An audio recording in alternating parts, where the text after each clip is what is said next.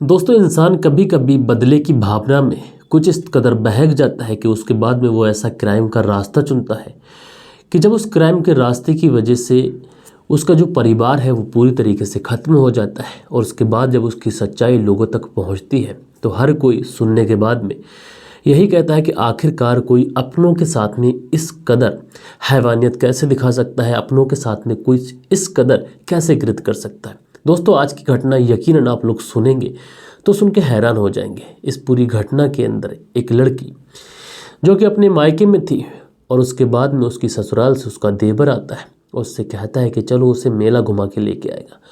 और उसके बाद में जब वो लड़की जाती है फिर कभी लौट कर नहीं आती। यकीनन दोस्तों, आप लोग इस घटना को सुनेंगे तो सुनने के बाद में आप लोग हैरत करेंगे और आप लोग यकीन नहीं करेंगे कि आज के समाज में जो दुनिया है ये किस तरफ जा रही है। इसमें अपनों को इंसान न सही बल्कि गैरों को, हर किसी को इस तरीके से प्रताड़ित कर रहा है, ऐसे ऐसे क्राइम के रास्ते चुन रहे हैं जिसके बाद में यकीनन सुनने और देखने के बाद में भी अपने कानों पर यकीन नहीं होता है। तो दोस्तों, आज की घटना, इसके बारे में मैं आप लोग को सिलसिलेवार तरीके से परत दर परत, पॉइंट टू पॉइंट पूरी कहानी बताऊंगा। बस आप लोग इस वीडियो में अंत तक बने रहिएगा। और दोस्तों, कहानी को शुरू करूं उससे पहले कल के दिन जिन लोगों ने भी कमेंट्स किए थे उन सबको बता दूं कि कमेंट्स जो है वीडियो के अंत में पढ़े जाएंगे। और आप लोग भी कोई कमेंट्स करना चाहते हैं, किसी को बर्थडे विश करना चाहते हैं, किसी को किसी की सालगिरह की बधाई देना चाहते हैं, तो आप लोग अपने कमेंट्स कर दीजिए। और आप लोग के जो भी कमेंट्स रहेंगे ये कल के दिन हम अपने वीडियो में अपने व्यूवर्स के साथ में ज़रूर से ज़रूर शेयर करेंगे। तो दोस्तों, रात के 10 बज चुके हैं। मैं हूं आप सभी का अपना शावेज़ मलिक और हाजिर हूं आप लोग के सामने फिर से एक क्राइम की कहानी को लेके, एक क्राइम की घटना को लेके। तो ज़्यादा वक्त न लेते हुए सीधा सीधा कहानी का रुख करते हैं। और दोस्तों, आज की जो कहानी मैं आप लोग को सुनाने जा रहा हूँ ये कहानी है उत्तर प्रदेश की। उत्तर प्रदेश का एक ज़िला लगता है फतेहपुर। और दोस्तों, इसी फतेहपुर में एक थाना लगता है ललौती थाना। और दोस्तों, इसी ललौती थाना क्षेत्र में एक जगह पड़ती है आबू मोहम्मदपुर। इसमें एक जगह पड़ती है 10वां मील। यानी इसी शनिवार को कुछ मजदूर, यानी कि एक घर था जो निर्माणाधीन था जिसमें कार्य चल रहा था, कुछ मजदूर उस घर में लेंटर पड़ चुका था, लेंटर पर पानी देने के लिए जाते हैं। और जैसे ही वो लोग वहाँ पर पहुँचते हैं तो वहाँ पर सीवर टैंक के अंदर एक महिला की लाश को देखते हैं। जैसे ही उस महिला की लाश को ये लोग देखते हैं तुरंत घबरा जाते हैं, क्योंकि उस महिला के शरीर पर एक भी कपड़ा नहीं था और पूरी बॉडी पर काफ़ी ज़्यादा चोट के निशान दिखाई पड़ रहे थे। जो मजदूर थे तुरंत मकान मालिक को सूचना देते हैं। अब जब मकान मालिक तक सूचना पहुँचती है, मकान मालिक भी दौड़ा दौड़ा वहाँ पर पहुँचता है। तुरंत पुलिस को इन्फॉर्म किया जाता है। अब जैसे ही पुलिस ये बात सुनती है, पुलिस तुरंत अलर्ट हो जाती है, अपनी टीम को लेती है, तुरंत उस जगह पर पहुंचती है। और उस जगह पर पहुंचने के बाद में सबसे पहले पुलिस उस डेड बॉडी को उस सीवर टैंक से बाहर निकलवाती है। और बाहर निकलवाने के बाद में, क्योंकि वो जो महिला थी उस महिला के शरीर पर एक भी कपड़ा नहीं था, सबसे पहले उसकी बॉडी को कवर किया जाता है। उसके बाद में उस पूरे क्राइम सीन को पुलिस बहुत ही बारीकी से जांचती है, बहुत ही बारीकी से परखती है, क्योंकि कहीं पर कुछ ऐसा मिल जाए कि कोई सुराग हो तो उस जगह पर कुछ कोल्ड ड्रिंक या फिर यूँ कहें कि कुछ नाश्ते पानी का सामान मिलता है। और उसके बाद में पुलिस जो थी वो सबसे पहले डेड बॉडी को अपनी कस्टडी में लेने के बाद में ये शिनाख्त करने की कोशिश करती है कि आखिर ये महिला कौन है, कहाँ की रहने वाली है। जो मज़दूर होते हैं उनसे पूछताछ की जाती है। मज़दूर बताते हैं कि साहब हमने तो पहले कभी इस महिला को देखा नहीं। मकान मालिक से पूछताछ की जाती है, हर जगह पूछताछ की जाती है, लेकिन पुलिस वालों को कहीं से भी ये पता नहीं चल पाता है कि आखिर ये महिला कौन है। अब दोस्तों, पुलिस जो थी उस डेड बॉडी को हर मुमकिन ये कोशिश कर रही थी कि ये पता चल सके ये जो महिला है ये कौन है। उसके बाद में आस पड़ोस के गाँव में भी खबर कर दी जाती है कि इस तरीके का शव मिला है, कहीं से कोई लड़की जो गुम हुई हो। आस पड़ोस के थानों में भी खबर कर दी जाती है कि कहीं से किसी लड़की की गुमशुदगी की कोई रिपोर्ट लिखाई गई है या फिर नहीं लिखाई गई है। इधर दोस्तों, जो मकान था, जिस मकान में सीवर टैंक में शव मिला था, वहाँ पर कुछ कोल्ड ड्रिंक मिली थी, आधा नाश्ता मिला था, कुछ समोसे वगैरह मिले थे और मकान के ही पीछे एक साड़ी मिली थी। और साथ के साथ जो सीवर टैंक था उस सीवर टैंक के पास में ही कुछ टूटी हुई चूड़ियाँ और कुछ बाल वगैरह ऐसे मिले थे। अब पुलिस ये जानने की कोशिश कर रही थी कि आखिर इस महिला को यहाँ कैसे लाया गया और उसके बाद में क्यों आखिर इस महिला का कत्ल किया गया।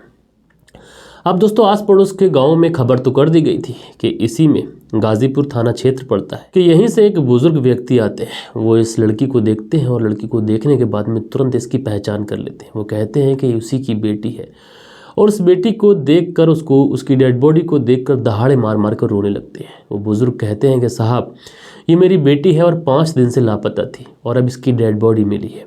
दरअसल 18 जनवरी को मैं पुलिस थाने भी गया था और पुलिस थाने जाने के बाद में मैंने अपनी बेटी की गुमशुदगी की रिपोर्ट भी लिखाई थी, लेकिन वहाँ पर सिपाही ने मुझे ये कहते हुए वापस भेज दिया कि जाओ एक बार रिश्तेदारों में पता कर लो, शायद कहीं रिश्तेदारों में हो। और आज का दिन है कि मुझे मेरी बेटी की डेड बॉडी मिली है। अब जैसे ही ये बुजुर्ग व्यक्ति उस लड़की की पहचान कर लेता है और पुलिस को सारी बात बताता है, तो पुलिस भी इस व्यक्ति से पूछती है कि तुम्हारी बेटी आखिर तुम्हारे घर से यहाँ कैसे आई और वो किसके साथ आई थी, पूरा परिचय मांगती है। तो ये बूढ़ा व्यक्ति पुलिस को बताता है कि साहब उसकी जो बेटी थी ये शादीशुदा थी और 28 अप्रैल साल 2022 को तो राधानगर थाना क्षेत्र में उसकी शादी छोटू लोधी से की गई थी। और जो छोटू लोधी है वो इसी साल दुबई में काम करने के लिए गया है, जॉब करने के गया है। और जो मेरी बेटी है ये ज़्यादातर मायके में ही रहती थी कि इसी 15 जनवरी को शाम के 4 बजे के आसपास मेरी बेटी के जेठ और उसका चचेरा देवर अपने दोस्तों के साथ हमारे घर पे आते हैं। उसके बाद में हमारी बेटी को मेला दिखाने के बहाने ये घर से लेके जाते हैं। उसके बाद से मैं लगातार उन लोगों से पूछ रहा हूँ कि मेरी बेटी कहाँ है, मेरी बेटी कहाँ है। ये लोग मुझे इधर उधर की बातें बता रहे हैं, इधर उधर घुमा रहे हैं और मुझे कोई सच्ची बात नहीं बता रहे। साहब मुझे पूरा यकीन है, मुझे पूरा शक है कि मेरी बेटी की हत्या इन्हीं लोगों ने की है। अब उसके बाद में जैसे ही ये वृद्ध व्यक्ति ये बातें बताता है, पुलिस इस लड़की के जेठ और इसके चचेरे देवर और अज्ञात लोगों के खिलाफ हत्या का केस दर्ज करती है और उसके बाद में इन सारे ही लोगों को ढूंढना शुरू कर देती है। पुलिस की टीम लगातार इन लोगों पर नज़र रखती है। इसी बीच में इसी सोमवार को पुलिस को एक जानकारी मिलती है, करीब 1 बजे के आसपास पुलिस को एक जानकारी मिली थी कि एक जगह पड़ती है खुरमा नगर। और इसी खुरमा नगर में नहर पुलिया के पास में जो चारों नामजद थे उनके बारे में जानकारी मिलती है कि ये वहाँ पर इकट्ठे मौजूद हैं। उसके बाद पुलिस तुरंत अपनी टीम को लेती है और उस जगह पर पहुँचती है, पूरी जगह की घेराबंदी करती है। पूरी जगह की घेराबंदी जैसे ही पुलिस करती है तो जो चचेरा देवर होता है ये तुरंत वहाँ से भागने में फरार हो जाता है। बाकी के जो लोग होते हैं ये पुलिस की गिरफ्त में आ जाते हैं और पुलिस इन सारे लोगों को गिरफ्तार कर सीधा पुलिस थाने लेके आती है। और दोस्तों पुलिस थाने लाने के बाद में जब इन लोगों से पूछताछ की जाती है तो शुरुआत में तो ये लोग पुलिस को एक तरीके से इधर उधर की बातें बताते हैं। पुलिस से कहते हैं कि इस हत्या से उनका कोई भी लेना देना नहीं है। लेकिन दोस्तों जब पुलिस इनके ऊपर सख्ती दिखाती है और सख्ती जब पुलिस इनके ऊपर दिखाती है तो ये लोग पुलिस के सामने टूट जाते हैं। और टूटने के बाद में जो कहानी सुनाते हैं, यकीनन ये कहानी बहुत ज़्यादा हैरान करने वाली थी, बहुत ज़्यादा परेशान करने वाली थी। दरअसल ये जितने भी लोग पुलिस ने गिरफ्तार किए थे, ये पुलिस को जो बातें बताते हैं वो इसलिए भी ज़्यादा हैरान करने वाली होती हैं क्योंकि ये जो लोग थे ये ज़्यादातर उस महिला के ससुराल वालों में ही थे। दरअसल ये चारों लोग पुलिस को बताते हैं कि ये जो लड़की थी जिसकी मौत हो चुकी है यानी हमारी भाभी, इसकी शादी अब से 2 साल पहले हमारे ही भाई छोटू लोधी के साथ में हुई थी। और उसके बाद में आए दिन इन दोनों के बीच में झगड़ा तकरार होता रहता था। इन दोनों के बीच के जो संबंध थे वो ठीक नहीं थे। दरअसल छोटू लोधी को अपनी पत्नी के ऊपर शक था। उसको ऐसा लगता था कि उसकी जो पत्नी है उसके अवैध संबंध उसके ही बड़े भाई के साथ में है और इसी बात को लेकर आए दिन इन दोनों के बीच में झगड़ा होता था। पिछले 6 महीने पहले की बात है कि जब छोटू लोधी बाहर काम की तलाश करता है, इसी बीच में सऊदी का उसे ऑफ़र मिलता है। और जब उसे सऊदी का ऑफ़र मिलता है तो उसे वहाँ जाने के लिए कुछ पैसे खर्च करने थे, इसलिए वो भाभी के ही मायके वालों से कुछ पैसे उधार लेता है और उसके बाद में सऊदी चला जाता है। अब जो छोटू लोधी था उसकी जो पत्नी थी, क्योंकि पत्नी के मायके वालों से पैसे लिए थे तो आए दिन इन दोनों के बीच में लड़ाई होती थी, आए दिन इन दोनों के बीच में झगड़ा होता था। और जो छोटू लोधी की पत्नी थी वो आए दिन अपने पति को ताना दिया करती थी कि उसके मायके वालों से पैसे लेके गए हो और इस तरीके की बातें करते हो, अगर तुम इतने ही अच्छे हो तो उसके मायके वालों के पैसे वापस कर दो। जब आए दिन वो पत्नी अपने पति को इस तरीके का ताना देती थी तो जो छोटू लोधी था वो इस कदर गुस्से में आ जाता है, इस कदर गुस्से में आग बबूला हो जाता है कि उसके बाद में वो अपनी ही पत्नी को इस दुनिया से विदा करने की प्लानिंग करता है। उसके बाद में ये अपने चचेरे भाई ननकू को कॉल करता है और ननकू को कॉल करने के बाद में उससे कहता है कि उसकी पत्नी के साथ में ऐसा ऐसा करना है। उसके बाद में ननकू को 3 लाख रुपए का ऑफ़र देता है। अच्छा, ननकू जो था वो जब 3 लाख रुपए का ऑफ़र सुनता है तो उसके भी मुंह में पानी आ जाता है। वो एकदम से इस काम को करने के लिए तैयार हो जाता है। उसके बाद में वो हम लोगों को पूरा प्लान बताता है और हम लोग को प्लान करने के बाद में पूरी प्लानिंग समझाता है। उसके बाद हम लोग भी उसके प्लान में शामिल हो जाते हैं। दरअसल ननकू ने इन चारों लोगों को बताया था कि वो 3 लाख रुपए वहाँ से मिल रहे हैं और 1 लाख रुपए वो रख लेगा, बाकी के जो बचे हुए 2 लाख हैं ये तुम 4 लोगों में डिवाइड कर देगा। साथ के साथ जो दारू, मुर्गा, इस तरीके का जो पेट्रोल का आने जाने का खर्चा रहेगा ये सारे के सारे ननकू उठाएगा। जब इस तरीके की बात हो जाती है, डील पक्की हो जाती है, उसके बाद में वो हमें बताता है कि दरअसल उसकी जो भाभी है इस समय मायके में है और उसे मायके से ही उठाना है। उसके बाद में 15 जनवरी साल 2024 यानी इसी अब से कुछ दिन पहले 15 जनवरी को हम लोग को बाइक पर सवार होकर उसके गांव के लिए निकलते हैं। उसके बाद में गांव के ही पास में कुछ दूर पर एक शराब का ठेका है, वहां पर 3 लोग रुक जाते हैं और ननकू और सोनू बाइक से भाभी के मायके पहुंचते हैं और मायके पहुंचने के बाद में शह मेला दिखाने के बहाने भाभी को अपने साथ लेके आते हैं। उसके बाद हमें अलर्ट कर देते हैं और हम लोग भी बाइक से उनकी बाइकों के पीछे चलने लगते हैं। इसके बाद में हम लोग पमरौली होकर जिंदपुर जो टोल प्लाजा है वहां होकर निकलते हैं। हमारी बाइक आगे आगे थी, बाकी के जो 3 दोस्त थे ये पीछे पीछे थे और इसी बीच में उनकी मोटरसाइकिल में पेट्रोल भी ख़त्म हो जाता है। लेकिन इस बीच में वो हमें कॉल नहीं करते, क्योंकि अगर हमें वो कॉल करते तो भाभी को शक हो जाता। इसलिए वो सऊदी में बैठे हुए छोटू लोधी को कॉल करते हैं, उससे 500 रुपये वहाँ से डलवाते हैं। उसके बाद में पेट्रोल लेते हैं, समोसे लेते हैं, कोल्ड ड्रिंक लेते हैं और उसके बाद में वो लोग भी हमारे साथ आ जाते हैं। उसके बाद में हम लोग समोसा और कोल्ड ड्रिंक पीने के बहाने एक जगह पर पहुँचते हैं और पहुँचने के बाद में एक घर था खंडर, उस खंडर में हम लोग दूसरी मंजिल पर पहुंचते हैं और जैसे ही ये लोग उस सुनसान मकान में दूसरी मंजिल पर बैठकर समोसे कोल्ड ड्रिंक वगैरह पी रहे होते हैं कि उसी समय जो देवर होता है ये अपनी भाभी के साथ में ज़ोर ज़बरदस्ती करने लगता है। उसके साथ में ज़ोर ज़बरदस्ती करता है, बाकी के लोग हाथ पांव पकड़ते हैं और जो देवर था वो भाभी के साथ में रेप करता है। उसके बाद में जो बाकी के दोस्त होते हैं वो भी उसके साथ में रेप करते हैं और रेप करने के बाद में जब भाभी बहुत ज़्यादा चीख रही होती है, चिल्ला रही होती है, तो जो देवर था वो अपनी जैकेट के जो पीछे वाली कैप होती है उसमें एक डोरी होती है, उस डोरी से अपनी भाभी के गले को जब तक दबाता है कि जब तक उसकी मौत नहीं हो जाती है। जब उसकी मौत हो जाती है तो वहीं पर पड़े हुए ईंट पत्थर से उसके शरीर पर, उसके चेहरे पर इतने ज़्यादा वार किए जाते हैं कि पूरा चेहरा और शरीर लहूलुहान हो जाता है। उसके बाद में उसी मकान में एक सीवर टैंक होता है, उस सीवर टैंक में उस डेड बॉडी को फेंक कर ये लोग वहाँ से 9-2-11 हो जाते हैं। बहरहाल दोस्तों, जब ये लोग पुलिस के सामने ये पूरा जुर्म कबूल करते हैं तो जो एसपी उदय शंकर होते हैं वो बताते हैं जो मृतका का चचेरा देवर है वो अभी भी फरार है और उसकी गिरफ्तारी के लिए दबिश दी जा रही है।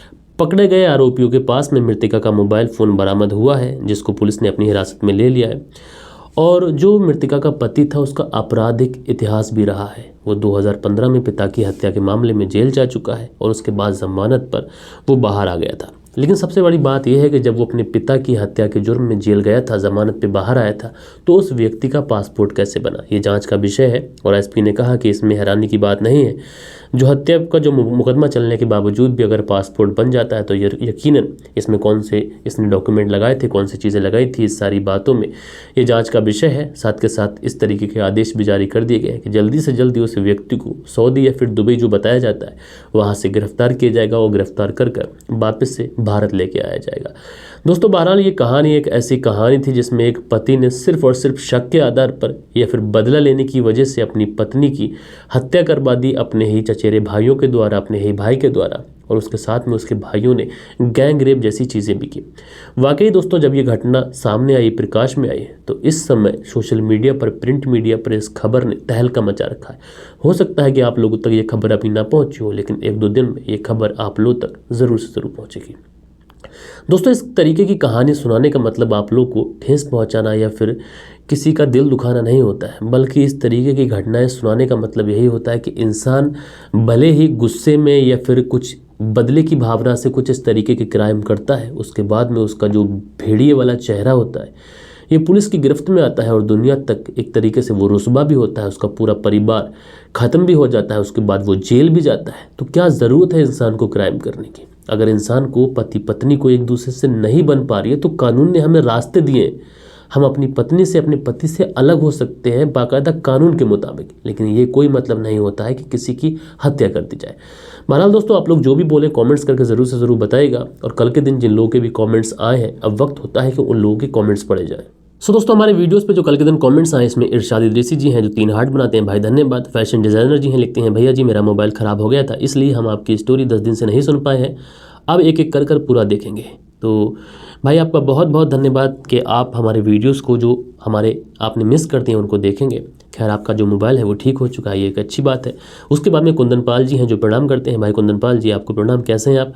उसके बाद में वेट डॉक्टर जट हैं, ये लिखते हैं जय श्री राम। तो भाई जय श्री राम, कैसे हैं आप। उसके बाद में MD हक हैं, ये लिखते हैं HU। उसके बाद में राम धीरज हैं, लिखते हैं सर जी नमस्कार, राम धीरज मौर्य की तरफ से सभी भाइयों को राम राम जय श्री राम।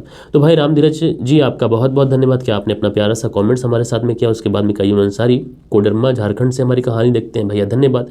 उसके बाद में जो अगला कमेंट्स है ये सुबोध कुमार जी का है, लिखते हैं it's common in Pakistan, Subodh Kumar BSF Siliguri. तो भाई सुबोध कुमार जी आपका बहुत बहुत धन्यवाद। उसके बाद में इंसान नहीं हैवान है, ये सारा अहमद अपना कमेंट्स करते हैं, भाई धन्यवाद। अनुज गोदारा जी लिखते हैं नमस्कार सर जी, आज आज थोड़ा बिजी थे इसलिए वीडियो नहीं देखा, मेरा कमेंट शायद आप नहीं पढ़ पाएंगे। नहीं भाई अनुज जी, मैंने पढ़ लिया, आपका धन्यवाद कि आपने कमेंट्स किया। उसके बाद में अगला जो कमेंट्स है ये देव कुमार जी क्या लिखते हैं, आप कैसे हो, सभी देशवासियों को जय श्री राम। तो भाई देव कुमार जी आपने प्यारा सा अपना कमेंट्स किया, आपका बहुत बहुत धन्यवाद। राजेश है, राजेश लिखते हैं राम राम भाई, हम आरा भोजीपुर से कहानी सुनते हैं। तो भाई राजेश जी आपका बहुत बहुत धन्यवाद। उसके बाद में नसीम सईद हैं, लिखते हैं इंडिया की स्टोरी नहीं सुनाई कभी क्या, अफसोस लगता है याद नहीं है, शायद याद करवाना पड़ेगा। तो भाई बात ये नहीं है कि इंडिया में ही क्राइम होते हैं, पूरी दुनिया में नहीं होते हैं, पूरी दुनिया के अंदर क्राइम होते हैं, लेकिन पाकिस्तान की कुछ घटनाएं मैंने ऐसी कवर की हैं जिनको सुनने के बाद में वाकई दिल दहल जाता है। सुनील त्यागी हैं, लिखते हैं दोनों ही नरपिशाच थे, रेनू सुनील त्यागी शाना बुलंदशहर से। तो आप दोनों पति पत्नी का धन्यवाद। प्रिंस अली जी हैं, लिखते हैं अच्छे और बुरे लोग हर जगह होते हैं bro, even India stories sometime is much disturbing. तो बहुत अच्छी बात कही आपने कि अच्छे और बुरे लोग दोनों जगह होते हैं, हर जगह होते हैं, एक सही बात है। प्रिंस अली जी आपने कॉमेंट्स किया, आपका धन्यवाद। नंदिनी कुमारी जी हैं, लिखते हैं सर ये वीडियो मैं कल देखूंगी, अभी रात ज़्यादा हो गई है, सॉरी सर। तो नंदिनी कुमारी जी बहन ऐसी कोई बात नहीं है, सॉरी वाली बात नहीं है, आप कल तो हमारा वीडियो देखेंगी, आपका बहुत बहुत धन्यवाद। उसके बाद में आलोक है, लिखते हैं कहानी से प्रतीत होता है ये दोनों मानसिक रोगी थे। उसके बाद में जो अगला कमेंट्स है कयूम अंसारी का है, लिखते हैं सर मैं कयूम अंसारी कोडरमा झारखंड, मेरा दोस्त है एक आलिम खान, दूसरा अरमान खान। तो आपके दोनों दोस्त यानी आलिम खान अरमान खान, उन दोनों का भी बहुत बहुत धन्यवाद। साथ के साथ कयूम अंसारी जी आपका भी बहुत धन्यवाद, आप तीनों दोस्त हमेशा खुश रहें, आप यही दुआ है। उसके बाद में अगला कमेंट है सुबोध कुमार जी का, लिखते हैं dear Savage you forgotten one most important addressing before story, kindly my heartiest west wish to Hindu and Muslim भाई और happy inauguration of Shri Ram Lalla Mandir, Subodh Kumar BSF Siliguri से। तो सुबोध कुमार जी ऐसी बात नहीं है, मैंने सब लोगों को विश भी किया था और ये एक बहुत अच्छी बात है, खासकर हिंदुओं के लिए भी मुसलमानों के लिए भी, क्योंकि हम सब लोग भारतीय हैं और भारतीयों के लिए ये एक गर्व का क्षण था। तो आपका बहुत बहुत धन्यवाद। उसके बाद में सलीम शेख हैं, लिखते हैं एस के सलीम इनायत नागपुर से। तो भाई एस के सलीम जी आपका बहुत बहुत धन्यवाद। नासिर पठान जी हैं, लिखते हैं ये बात सही कही क्या। उसके बाद में MD शौकी हैं, लिखते हैं सर मैं सऊदी से आपकी कहानी सुनता हूँ, आप कभी सऊदी में रहते थे क्या, पहले ज़रूर बताइएगा। तो भाई मैं सऊदी में तो नहीं रहता था, लेकिन मैं दुबई में रहता था और ओमान में रहा हूँ, HR एग्जीक्यूटिव की जॉब करता था। ये कुछ आप लोगों के प्यारे प्यारे कमेंट्स थे जो कल के दिन आप लोगों ने किए थे। आशा करता हूँ आज का ये वीडियो आप लोगों को पसंद आया होगा। वीडियो पसंद आया हो, हमारा कहानी सुनाने का अंदाज आप लोगों को पसंद आया हो, तो ज़रूर से ज़रूर कमेंट्स करिएगा और आप लोग के जो भी कमेंट्स रहेंगे कल के दिन मैं अपने वीडियो में अपने व्यूअर्स के साथ में ज़रूर से ज़रूर शेयर करूँगा। तो दोस्तों मिलते हैं कल के दिन किसी और क्राइम स्टोरी के साथ में। जब तक के लिए अपना ख्याल रखें, देश का ख्याल रखें, परिवार के रिश्तों की अहमियत को समझें। जय हिंद, जय भारत।